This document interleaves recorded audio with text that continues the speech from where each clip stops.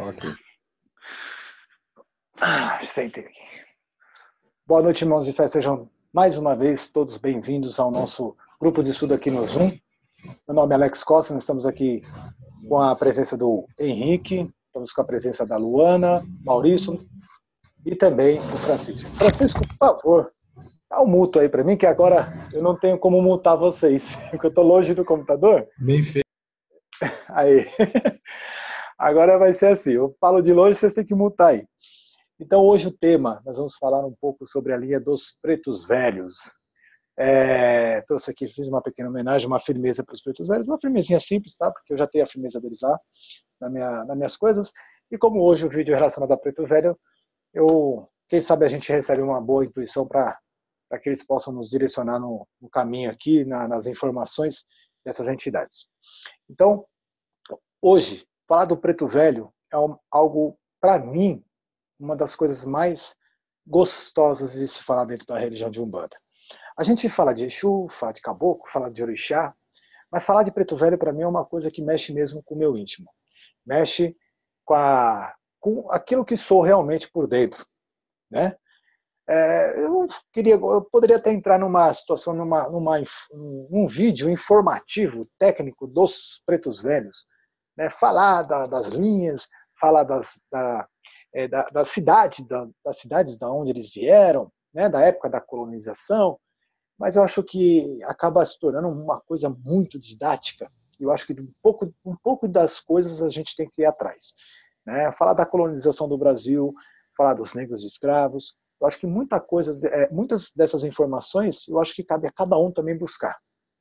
Você não vai encontrar toda a verdade aqui, porque eu fiz um vídeo, História dos Pretos Velhos, e eu recebi algumas críticas. Por quê? Porque eu deixei de falar de uma coisa, deixei de falar dos Quilombo dos Palmares, deixei de falar.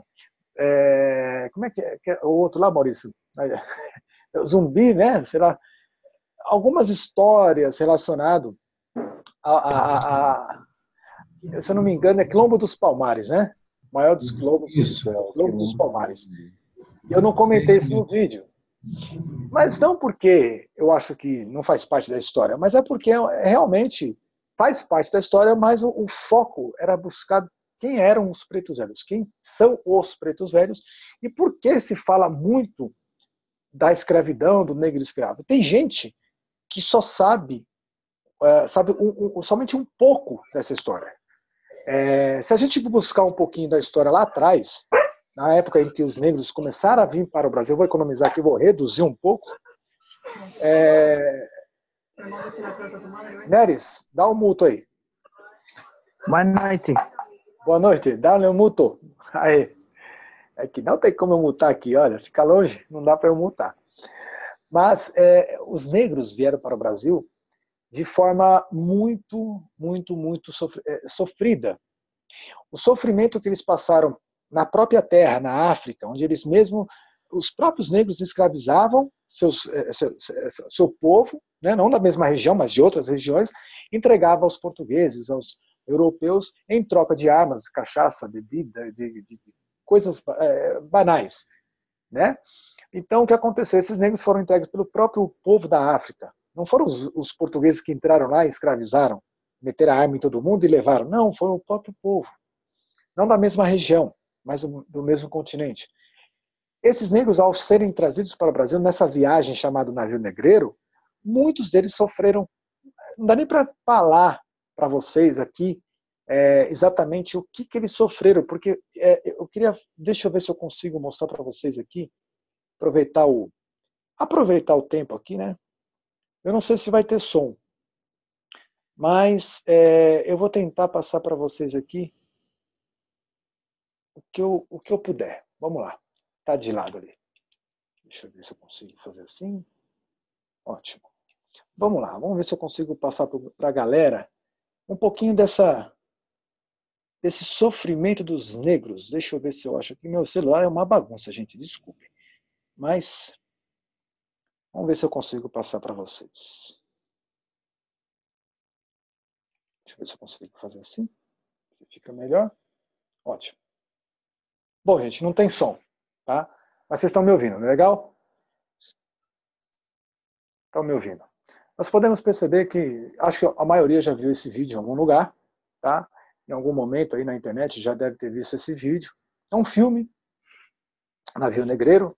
Então ali já mostra o próprio negro escravizando, né? Prendendo os próprios, a sua própria espécie, a sua própria raça. E entregava para os brancos, os europeus. Está sem som para vocês do vídeo, porque não é possível transmitir isso aí. Mas dá para se perceber o quanto o sofrimento já havia naquele momento. Eles trocavam por armas, por bugiganga, cachaça, bebida, e essas armas eram utilizadas depois para guerras, para conquistar territórios lá mesmo. Bom, o vídeo é um pouco longo, tá? Tem aí cerca de uns 14 minutos, mas a gente vai, eu vou ver se eu consigo aqui. É que não dá para passar para frente. Eu acho que dá até para passar o áudio. Olha que legal. Ah, não dá. Tem que ser assim mesmo. Não dá para passar para frente. Vamos ver se eu consigo fazer aqui.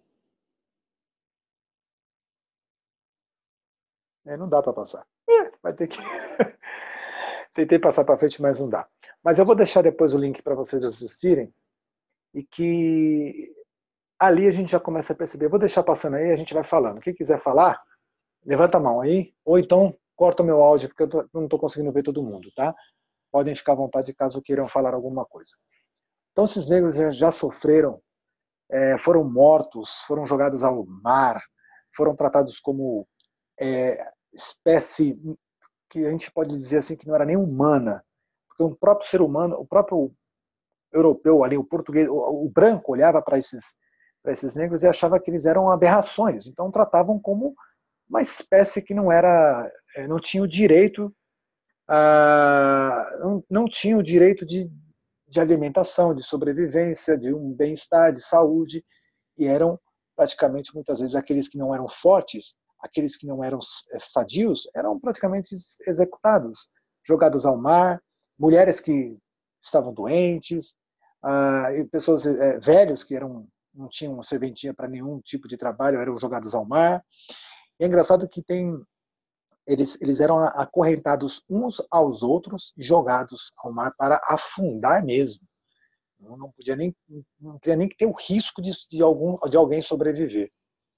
Muitos desses negros, ao chegarem ao Brasil, foram vendidos, né? Eles eram limpos e eram vendidos. Era uma mercadoria de compra e venda. Então, todo esse sofrimento que a gente vê eles passarem, você vai entender que o negro escravo, o negro velho, o preto velho, traz consigo essa dor, esse sofrimento, toda essa angústia, e mesmo assim jamais desistiram, né? Mesmo assim nunca desistiram da vida, porque acreditavam num sobrenatural muito maior que isso aí. Eita, o pessoal não para de falar. Como eu falei, o vídeo é um pouco longo, vamos assistir um pouquinho aí, para quem quiser falar, me corta, tá? Vocês podem perceber que é realmente algo extraordinário, assim, de você não tem como sentir na pele, não tem como você imaginar o que é esse sofrimento. E aí, depois de todo esse sofrimento, você olha para um preto velho e a primeira coisa que ele faz ao te olhar, não importa se você é branco, se você é negro, se você é rico, se você é pobre, ele olha para você e sorri. Sorri como naquele sentido de dar a você aquela esperança que ele sempre teve. Porque tanto faz sendo rico ou pobre, todos passam por dificuldades, passam por situações de aprendizado, passam por obstáculos na vida. Então não importa para eles quem você é, importa que você é um ser humano, filho de Deus, e que merece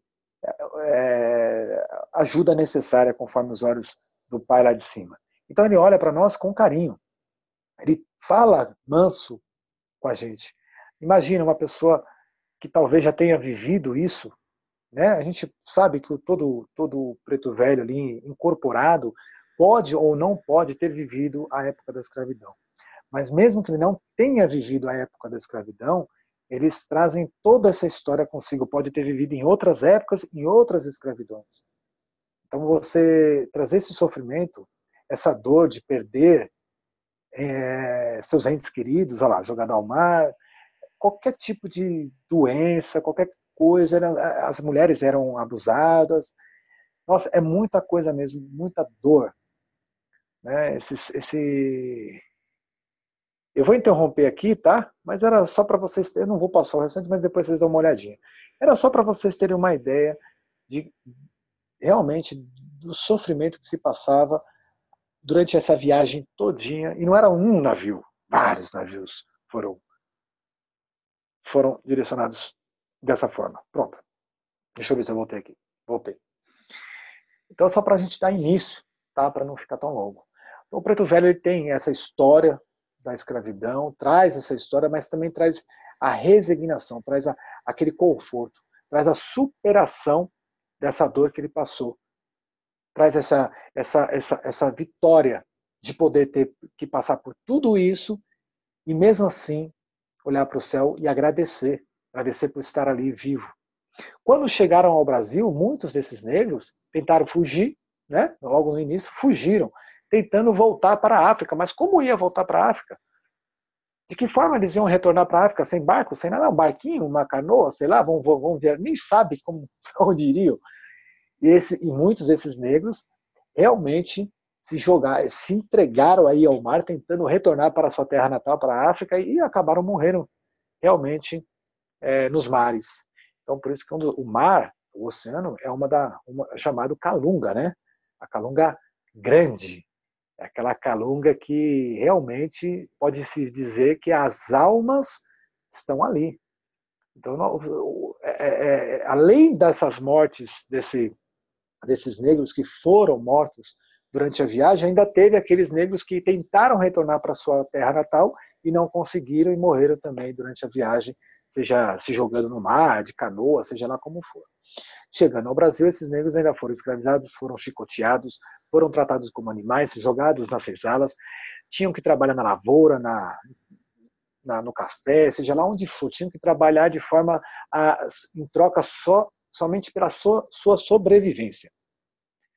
Aí, a história ainda é longa, mas chegando a um certo ponto, onde todo mundo já conhece que eles realmente cultuavam seus orixás de forma oculta, sem que os brancos, sem que os senhores de engenho soubessem disso, porque era considerado magia negra, né? Macumba, nós vimos falar essa semana.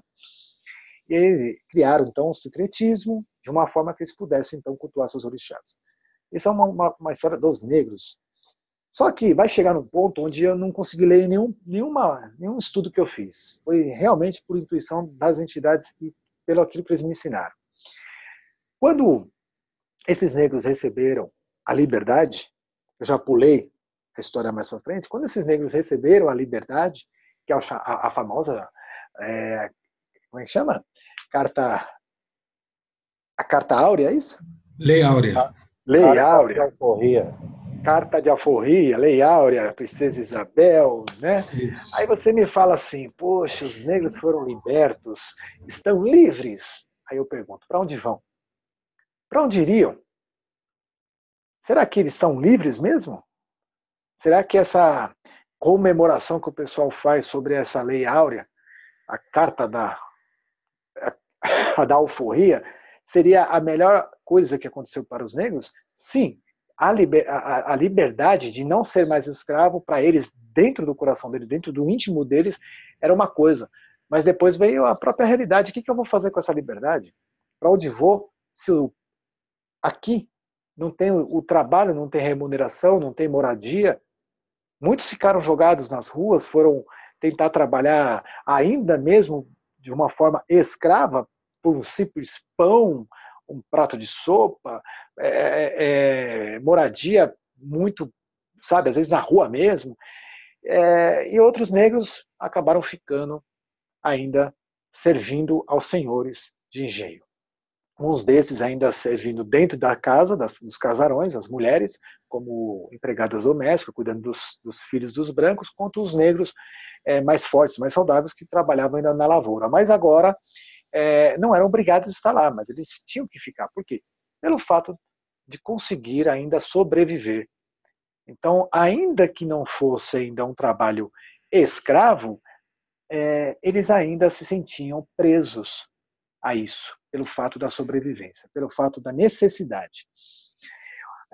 E aí chegam os pretos velhos, né? Porque eles envelheceram nos casarões, aprenderam o catolicismo, tiveram que aprender a lidar com tanto a crença católica, que era predominante naquela época, e nunca jamais deixar de lado a sua crença nos orixás, nos sagrados orixás.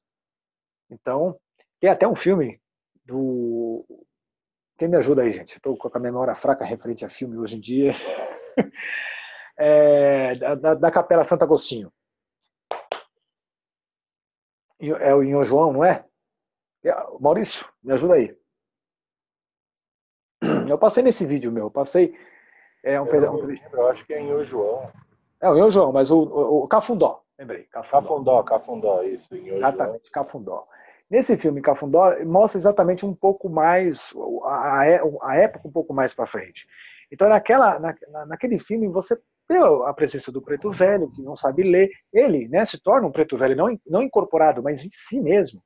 Não sabia ler, não sabia escrever, montou sua igreja, e ali na igreja colocava os santos católicos e também cultuava os orixás. E até um momento em que ele foi preso e os próprios negros que estavam presos lá na cadeia apontava ele como traidor, onde já se viu deixar de acreditar ou deixar de consagrar os orixás que vieram, são os ancestrais dele. E ele mesmo diz, nós estamos longe, do outro lado do oceano da nossa terra natal, da nossa casa. Se nós estamos aqui, nós devemos aprender a cultuar tudo que estiver ao nosso alcance. É necessário tudo.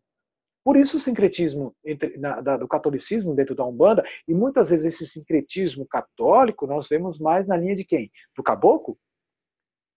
Do Exu? Das crianças? Não, nós vemos esse sincretismo católico mais na linha dos pretos velhos, onde ele fala muito de Jesus. Por mais que ele traga o conhecimento dos orixás, todo aquele conhecimento da África, ele também traz algo que muitas vezes a gente sempre falou aqui no canal que falta, né? É a palavra do evangelho, daquilo que representa Jesus. Muitos pontos cantados na linha de Preto Velho são também colocados santos católicos, fala principalmente Jesus nos pontos de Preto Velho. Jesus nasceu, padeceu e morreu, depois um dia Oicalunga ressuscitou Oicalunga, e as santas almas benditas ele abençoou. Então, é uma linha, é um arquétipo da Umbanda que, além de trazer o conhecimento dos orixás, o conhecimento das mandingas, das magias, né, também traz esse cristianismo. Algumas pessoas podem falar assim, mas é porque os negros, sei lá, fizeram catequese, foram obrigados a... Não, não é só foram obrigados. Eles aprenderam a rezar para um santo e aprenderam a louvar os seus orixás. Assim como o Inho João fez no filme. Tudo é importante, tudo leva a Deus, e se tudo é bom e tudo leva a Deus, tudo leva ao amor, por que não podemos então sincretizar isso e cultuar de uma forma humilde e simples? Então o Preto Velho traz isso, traz essa humildade, traz a simplicidade, traz o amor que nós devemos ter pelo que é sagrado, porque eles representam isso, nunca deixaram de amar os seus orixás. Representa digamos assim, a força interior, a força de chegar ao seu objetivo, mas de dentro para fora. Enquanto você está diante de um preto velho, pode perceber que o preto velho está mexendo com suas emoções, com o seu íntimo, com aquilo que você tem realmente de sentimento. Ele vai lá no fundo da sua alma, do seu coração, e consegue sentir realmente o que você está precisando.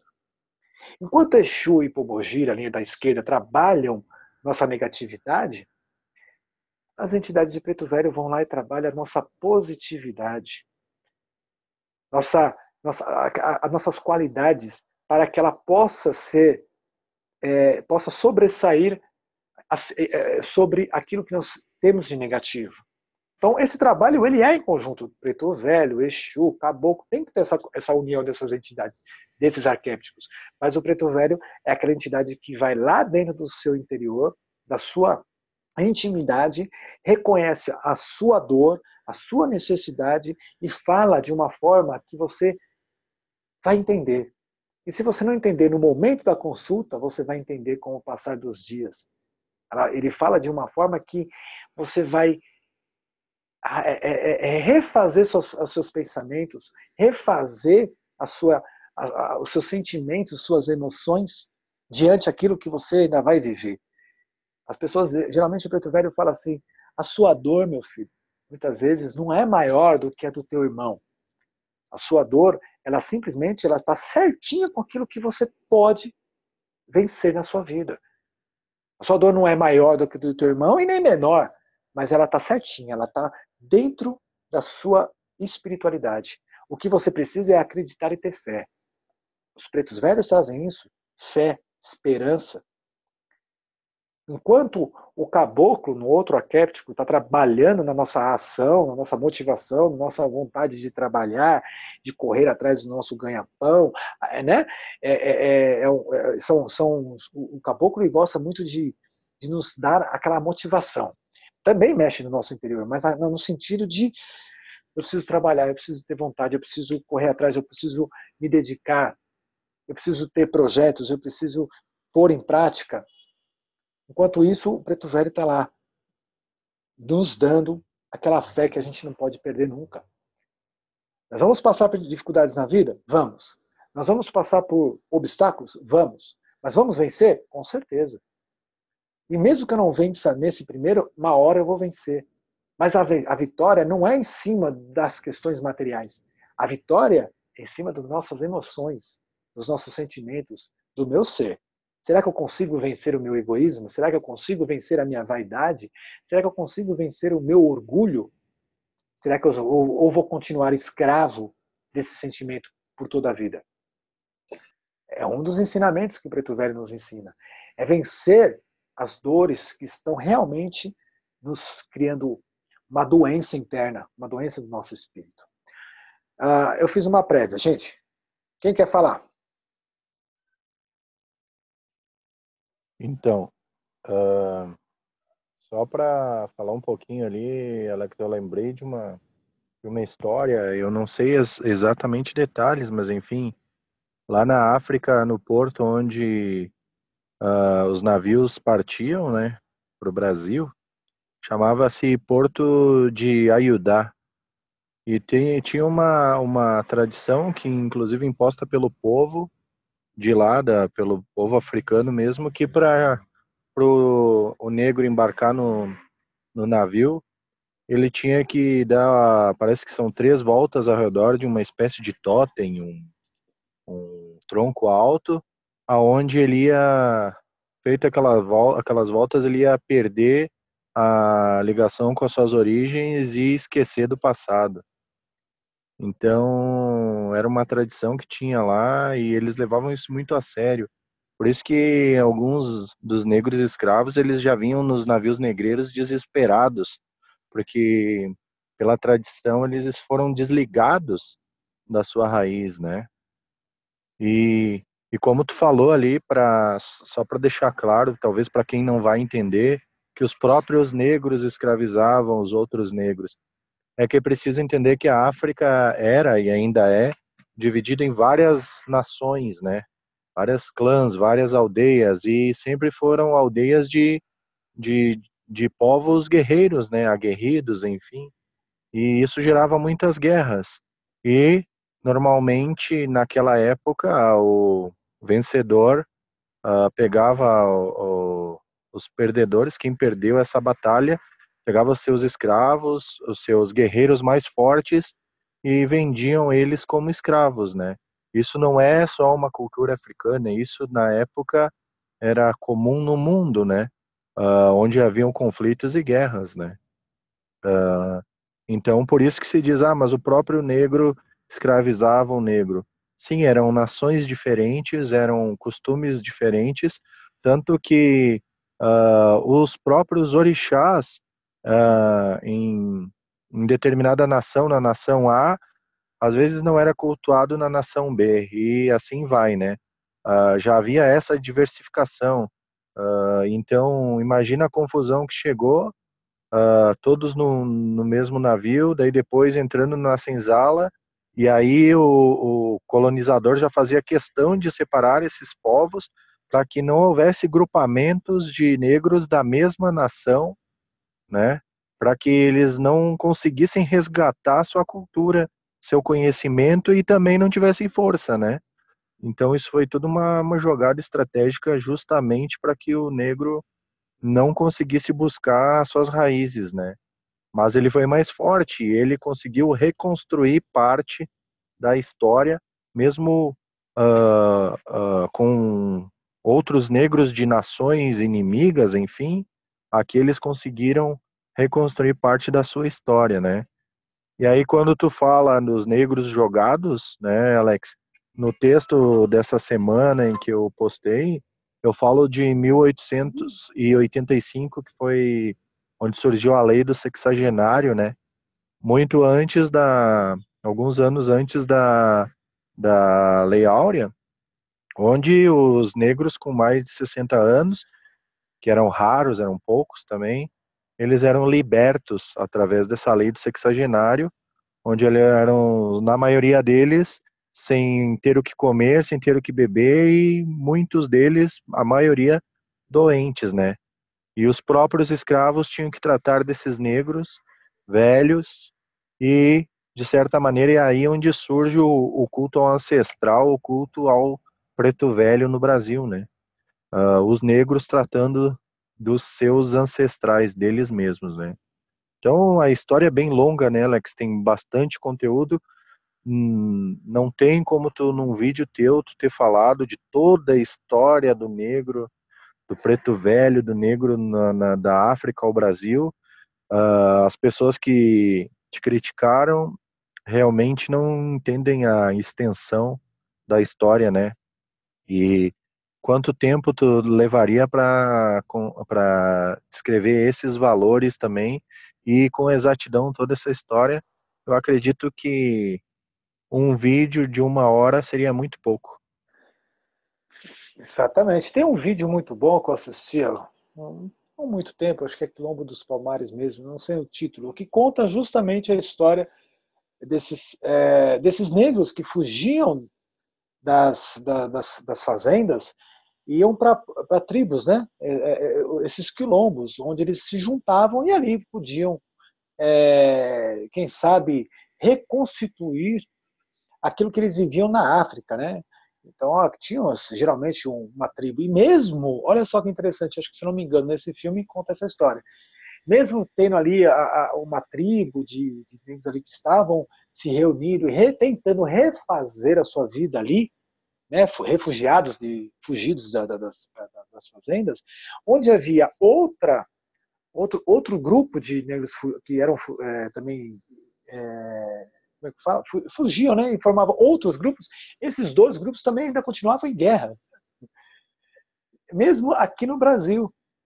Até com que eles reconheceram que a união faz a força, se juntaram para então dar a história dos quilombos, dos palmares, aí vem é uma história muito legal, mas é uma história muito comprida. Então recomendo para você, meu irmão, que está assistindo, que quer aprender um pouco mais e vale a pena, uma questão até de cultura, né? Assistir, por exemplo, Cafundó. Eu não sei o título desse outro filme, tá? É um filme até nacional, um filme nacional muito bom. Só não sei o título do filme, se é Quilombo dos Palmares, eu não lembro o nome, vou ficar devendo. Depois até eu coloco o link para vocês, eu vou ver se eu acho. E tem muitas histórias, muitos filmes que ajudam a entender. Se não gosta de filme, então leia que é importante. Isso simplesmente ele é uma raiz, é uma história do Brasil, né? Faz parte do nosso país, e você nada melhor do que entender um pouco sobre o nosso país, nossa cultura. Aí quando a gente vai lá atrás, né, nessa época, a gente consegue compreender, quem sabe, o que nós vivemos hoje. aí a gente consegue, pelo menos, raciocinar um pouco do que nós vivemos hoje. É isso aí? Deixa eu ver aqui como é que está a situação. Francisco? 6 minutos.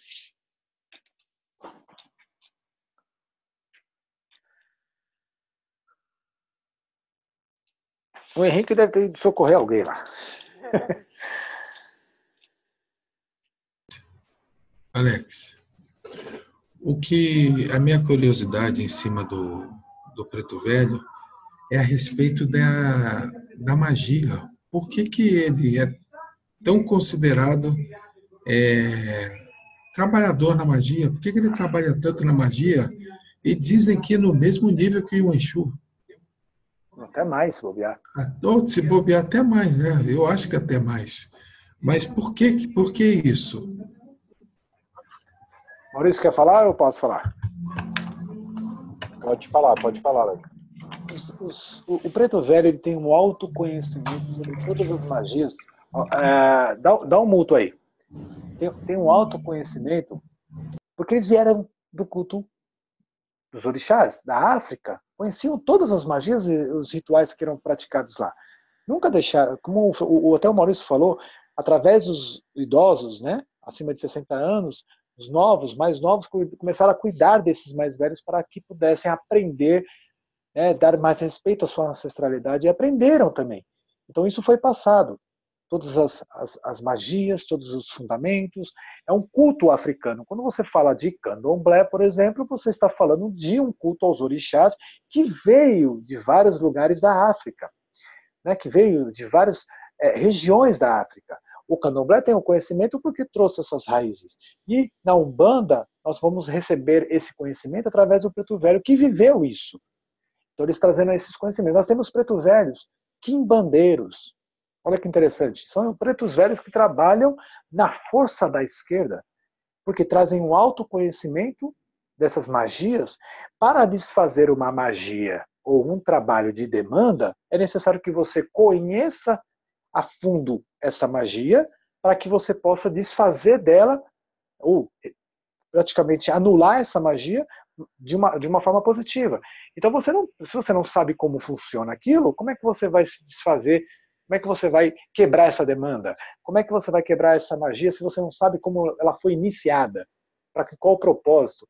Então, o Preto Velho ele tem esse conhecimento dessas magias desde da sua formação lá atrás. Eu fiz uma demanda contra o Maurício, por exemplo.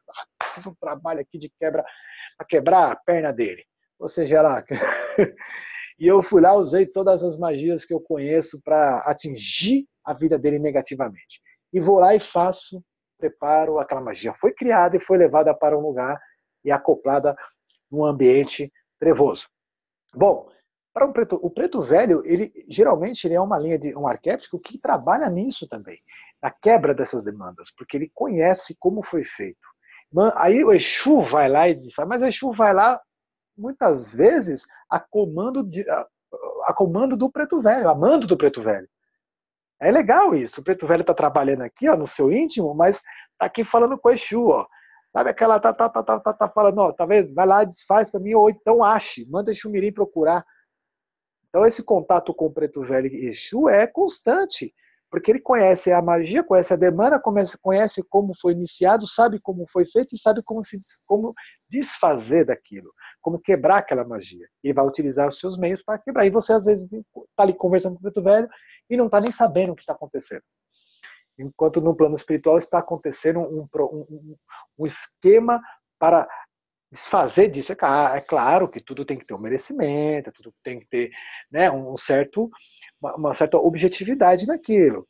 Senão, o preto velho espera lá só até o momento do seu merecimento, porque ele vai falar, o vai lá, retira o negócio lá, desfaz essa magia, ou então acha que eu vou lá e desfaço.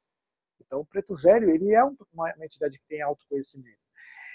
O caboclo, por exemplo, traz o conhecimento do xamânico, traz o conhecimento das matas, das ervas, do verde, da cura. Preto velho cura. Preto velho cura. Mas o caboclo cura. O caboclo cura porque o caboclo utiliza essas ervas medicinais, conhece o tratamento das ervas medicinais. Mas o preto velho, além dele conhecer também isso, ele conhece as mandingas, né? Preto velho mandingueiro, preto velho quimbandeiro, preto velho faz mandinga na ponta do pé. Então, ele tem esse conhecimento. O problema é que um médium incorporado não tem. Mas ele não precisa também saber disso. O que é? O trabalho é feito no espiritual. O trabalho é feito aqui, ó, na consciência do médium com o consulente, enquanto isso o preto velho está conversando com o Exu. Está lá passando as ordens, está lá passando o mando. Olha, precisamos trabalhar nisso aqui. Está feito um trabalho de morte aqui, ó. É preciso cortar isso aí. Então, o trabalho é junto. O preto velho quimbandeiro, mais ainda, né? Deixa eu ver quanto falta aqui. O Francisco, depois eu vou dar continuidade para você falar. Faltando um minuto. Maurício, eu estou certo? Perfeito, perfeito, Alex. E não só nesse caso, né, Preto Velho e Exu, normalmente as entidades de Umbanda, elas trabalham em agrupado, mas é ótimo, excelente observação do Francisco quanto à questão das magias, né. Preto Velho tem um conhecimento, uma sabedoria enorme, né. Isso que ele é considerado o ancestral de Umbanda, né. Como é que é? É considerado como? Considerado o ancestral da Umbanda, né? Exatamente. Não só pelo tempo, pelo conhecimento. Lógico que o conhecimento é que o tempo dá.